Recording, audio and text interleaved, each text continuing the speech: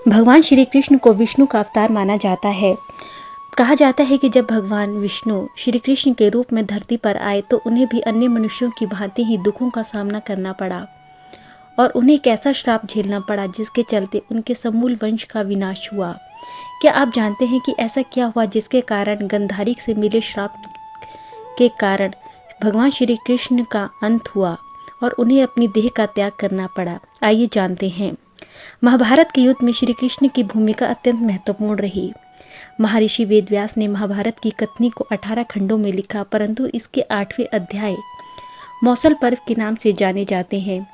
इस पर्व में भगवान श्री कृष्ण के मानव रूप को छोड़ना और उनकी मृत्यु के पश्चात उनकी द्वारका नगरी के साथ घटी घटनाओं का वर्णन है।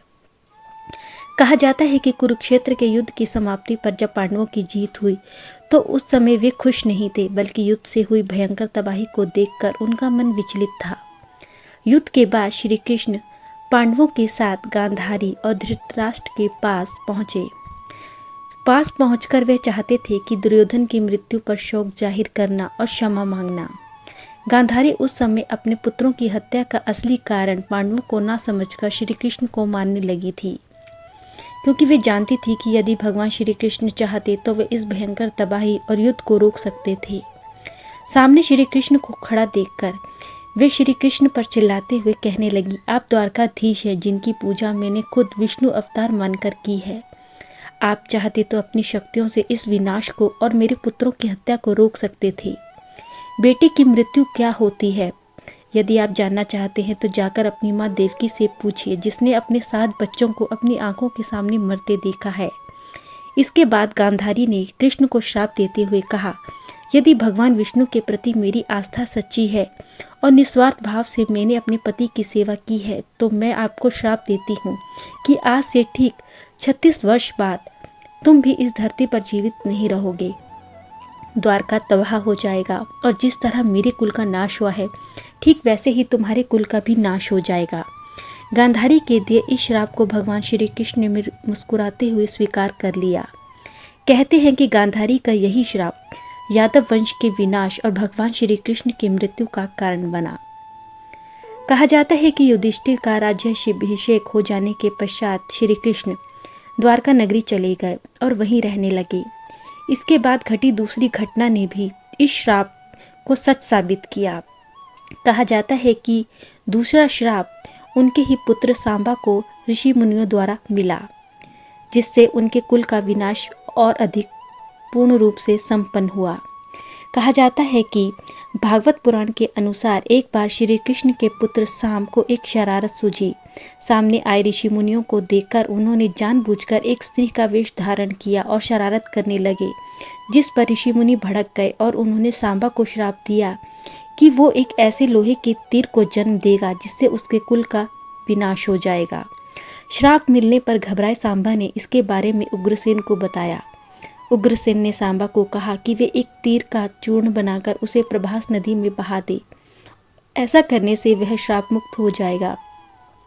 ऐसा कहते हैं कि जिस तट पर इस चूर्ण को जमा किया गया था वहां पर एक खास तरह की नशीली घास उग आई थी और इसके बाद से ही द्वारका में अशुभ संकेत दिखने लगे। श्री कृष्ण का शंख, रथ, सुदर्शन चक्र और बलराम का हल अदृश्य हो गया। कहा जाता है कि इसके बाद द्वारका नगरी में अपराध बढ़ने लगे और बढ़ते पाप को देखकर श्री कृष्ण ने द्वारका वासियों से प्रभास नदी के तट पर ही अपने पापों का प्रायश्चित करने को कहा। लेकिन द्वारका वासी वहां जाकर नशीली घास का सेवन करने लगे। नशे में चूर होकर वे एक दूसरे से खून के प्यासे हो गए। गांधारी का श्राप सच हुआ और यदुवंशियों आपस में ही लड़कर खत्म हो गए। अपने कुल का ऐसा नाश देखकर श्री कृष्ण व्यथित हो गए। भागवत पुराण के अनुसार भगवान श्री कृष्ण एक समय इसी प्रभास क्षेत्र के पास पीपल के पेड़ के नीचे विश्राम कर रहे थे। तभी जरा नामक एक बहेलिया ने श्री कृष्ण को हिरण समझकर उन पर तीर चला दिया, जो उनके तलवे में जा लगा।